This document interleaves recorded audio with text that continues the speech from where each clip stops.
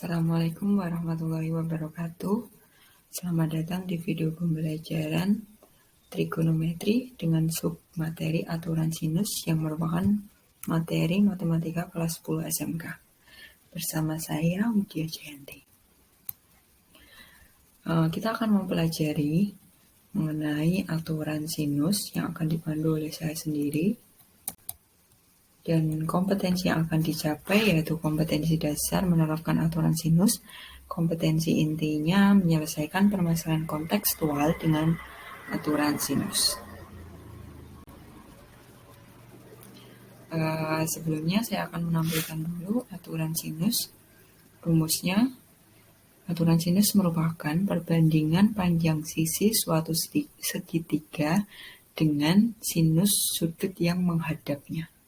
Nah, di sini bisa kita lihat ya, ada segitiga ABC dengan sisi A kecil, sisi B kecil, dan sisi C kecil.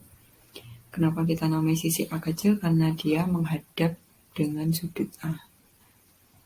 Nah, di sini aturan sinusnya yaitu panjang sisi A per sinus dari sudut A sama dengan panjang sisi B per sinus dari sudut B sama dengan panjang sisi C per sinus dari sudut C.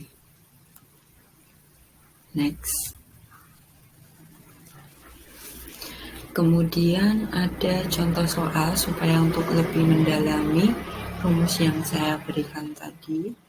Contoh yang pertama, diketahui segitiga PQR dengan panjang PR 8 cm dan QR 4/6 cm dan sudut P 60 derajat, tentukanlah besar sudut PQR. Pertama-tama kita menggambar dulu segitiga PQR.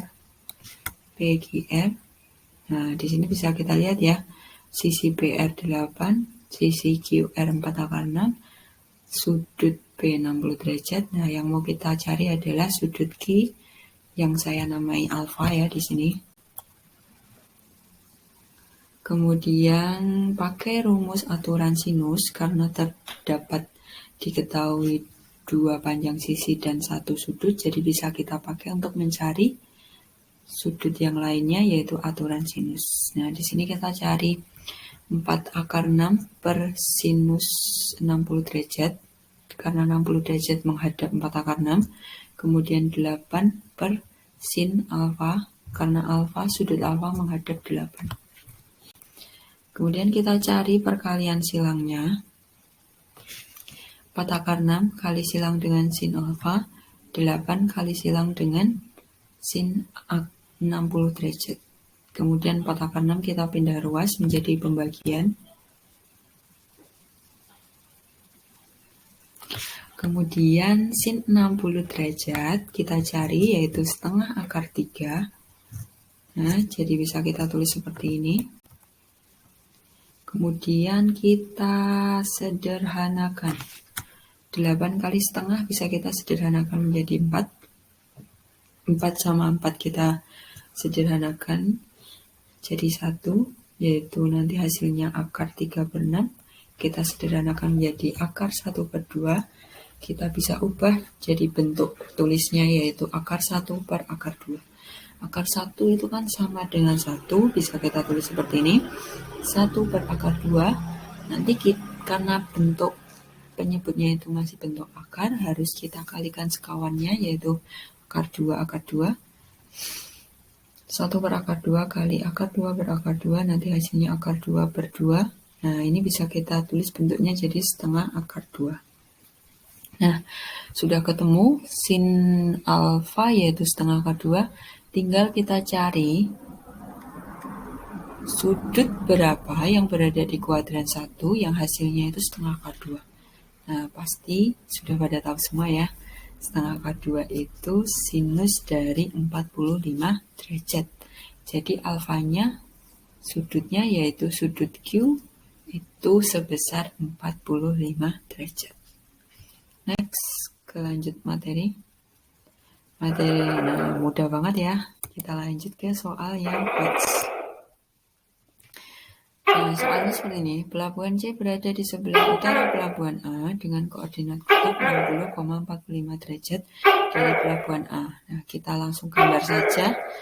Pelabuhan C berada di utaranya pelabuhan A dengan panjangnya 60 km dan sudutnya 45 derajat.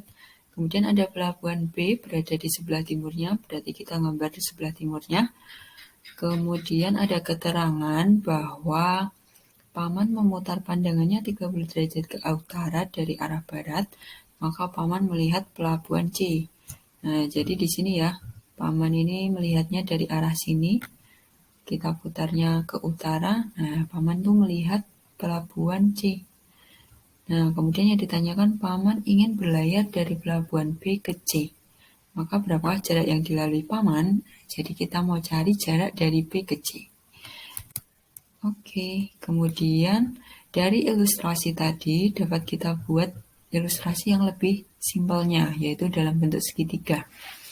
Ada segitiga ABC dengan sudut A 45 derajat, sudut B 30 derajat, panjang AC 60 km, dan yang ditanyakan adalah panjang BC.